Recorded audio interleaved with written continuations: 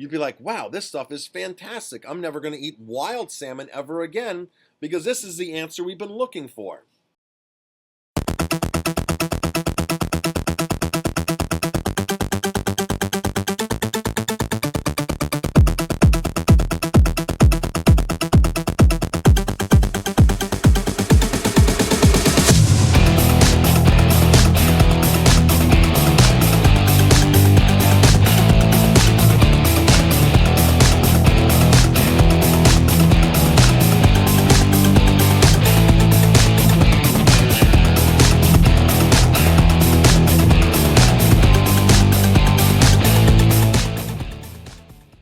Let's talk about, I sent you an email last week or the week before, a smoked salmon product that comes out of smokehouses in Colorado, and they're buying West Coast Canadian salmon, and they're touting it as a super sustainable or a superfood and very sustainable fishery or farmed aquaculture. Here's my biggest problem, and I'm sure yours too. So many chefs have bought onto the fact that this stuff is quote unquote sustainable, better, organic, that the salmon industry has changed massively and they don't do what they used to do, and there's no more disease, there's no more antibiotics, there's no more colorings in the food, and you hear chefs left and right tout all this.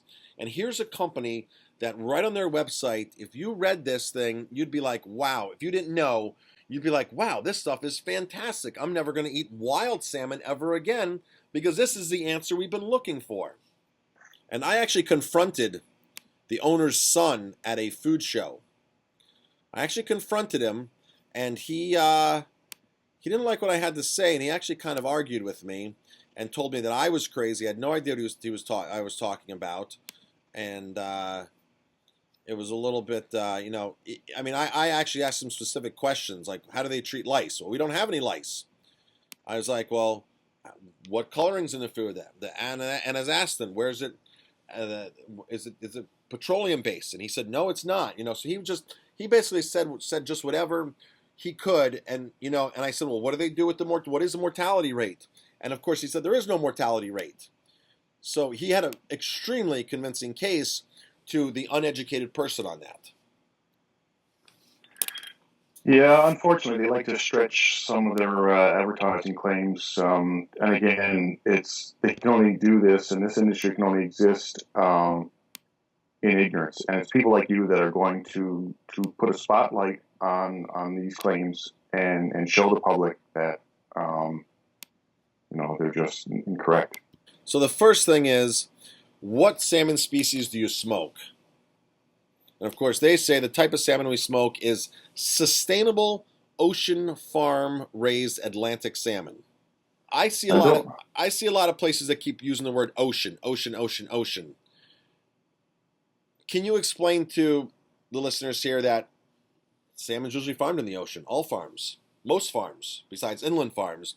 People use that word ocean as like some miracle terminology for salmon farms.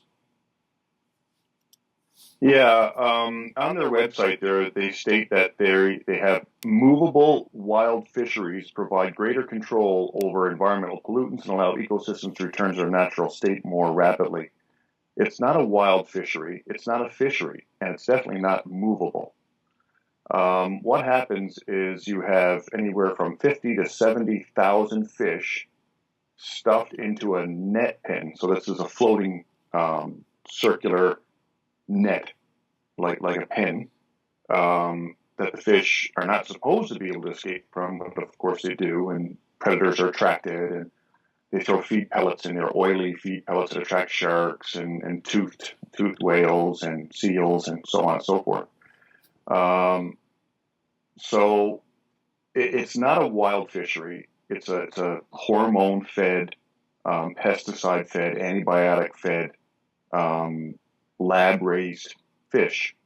That's not movable, and arguably is in an area where the nets often clog up with various marine life that grows on them. The net is coated in a toxin to prevent the marine life from growing on it, but It does. You get various mussels and whatnot. This is what happened in Washington, and why some of the reason why that site collapsed and Cook was banned, and open net and aquaculture was shut down in Washington because of this biofouling that builds up on the net.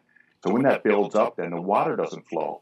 So you've got this concentration of feces, dead rotting fish that's all coating on the bottom of the pen, and a lack of water flow. And it gets so bad that they actually have to put in aeration pipes. So they pump water into these.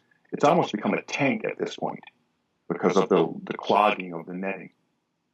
So it's not something where there's free flowing through the netting and it's in the open ocean. It's in a bay somewhere or a fjord somewhere where there's restricted water movements and cycling of water, and you've just got a net pen that kind of clogs up over time, and the fish often start to suffocate, and oxygen has to be added.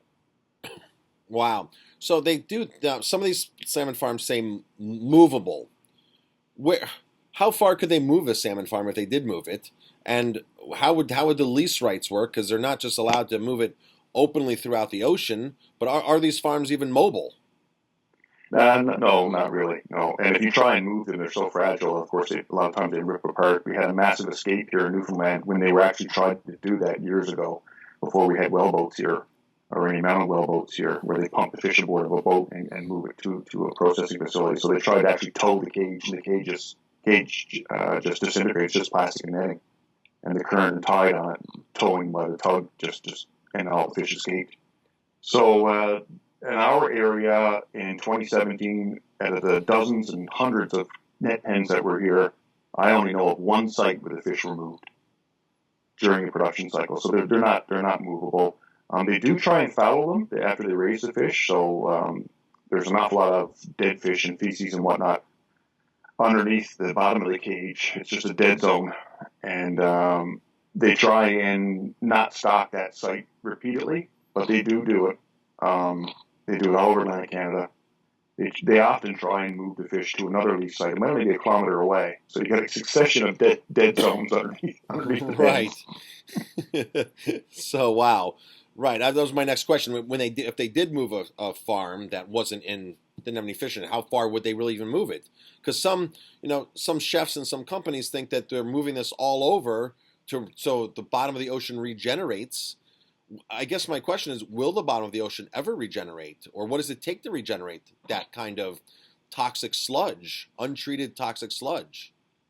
Well, a Harvard study recently showed that when they feed the feed pellets the way they do through these high air pressured systems in tubes, they shoot pellets out into all the pens. There might be 15 pens on a site, a million plus fish, that the pellets chip up and break down as they fly through these tubes, and that results in pellet dust. And that pellet dust will travel many, many kilometers. So that neutralifies a whole coastal area.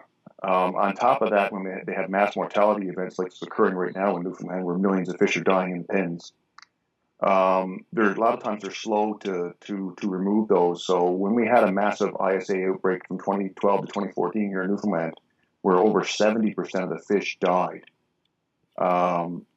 we had tens of miles of floating fat that buried the coastline in an inch thick layer of rancid fat, salmon fat, because the fish couldn't be taken to the pens fast enough.